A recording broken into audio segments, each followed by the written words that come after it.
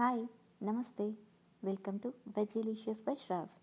అలసందలు లేదా బొబ్బర్ల వడలు ఎలా తయారు చేయాలో చూద్దాం రండి.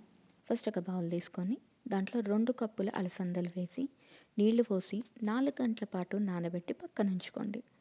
ఇంకా వీటితో పాటు కావాల్సిన ఇంగ్రీడియంట్స్ 2 ఇంచుల అల్లం, 5 పచ్చిమిర్చి. నేను ఇక్కడ 5 పచ్చిమిర్చి తీసుకున్నాను. మీరు ఎక్కువ కారం తినగలిగితే 8 లేదా 9 పచ్చిమిర్చి వేసుకోండి. ఒక పెద్ద ఉల్లిపాయ లేదా 2 చిన్న ఉల్లిపాయలైనా సరిపోతాయి. తర్వాత అల్లం పచ్చిమిర్చి చిన్న ముక్కలుగా వేసుకొని మిక్సీ పట్టి ఉంచుకొని పక్కన పెట్టుకోండి. తర్వాత ఉల్లిపాయని ఏదైనా చాపర్లో తీసుకొని చాలా చిన్న ముక్కలుగా కట్ చేసుకొని పక్కన పెట్టుకోండి. తర్వాత ఒక మిక్సీ జార్లో నానబెట్టుకున్న అలసందలు తీసుకొని నీళ్ళు వేసుకోకుండా 2 బ్యాచులుగా డివైడ్ చేసుకొని మిక్సీ పట్టుకోండి. గారెల పిండిలాగా కొంచెం గట్టిగా మిక్సీ పట్టుకోవాలి. తర్వాత ఒక మిక్సింగ్ బౌల్ తీసుకొని మనం గ్రైండ్ చేసుకున్న దాన్నంతా ఒక బౌల్లోకి తీసుకోండి. ఇప్పుడు దాంట్లో 2 స్పూన్స్ ఆఫ్ సాల్ట్ వేస్తున్నాను. మీరు మీకు రుచికి తగినంత వేసుకోవచ్చు.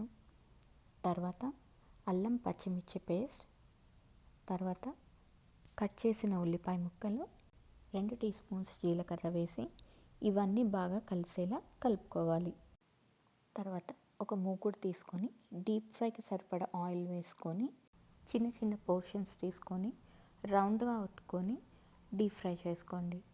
స్టవ్ని మీడియం ఫ్లేమ్లో ఉంచుకోండి. మీడియం ఫ్లేమ్లో ఉంచుకోవడం వల్ల గారెలన్నీ కరకరలాడుతూ లోపల ఉడికి చాలా బాగా వేగుతాయి. ఇలా గారెలన్నీ గోల్డెన్ బ్రౌన్ కలర్లోకి వచ్చాక సర్వింగ్ ప్లేట్లోకి తీసి పక్కన పెట్టుకోండి. ఇలా బయట క్రంచీగా లోపల ఉడికి కరకరలాడుతూ చాలా బాగా వస్తాయి. ఇవిగో అలసందల గారెలు, నా ఇంటి నుంచి మీ ఇంటి వరకు. ఇవైతే అల్లం చట్నీతో కానీ కారప్పొడితో కానీ బాగుంటాయి. నేనైతే ఉల్లిపాయలు సన్నగా కట్ చేసి వాటి మీద స్ప్రెడ్ చేసి కొంచెం కారప్పొడి చల్లుకొని తినేస్తాను. నచ్చిందా? అయితే లైక్ చేయండి, షేర్ చేయండి, సబ్స్క్రైబ్ చేయండి. Thank you.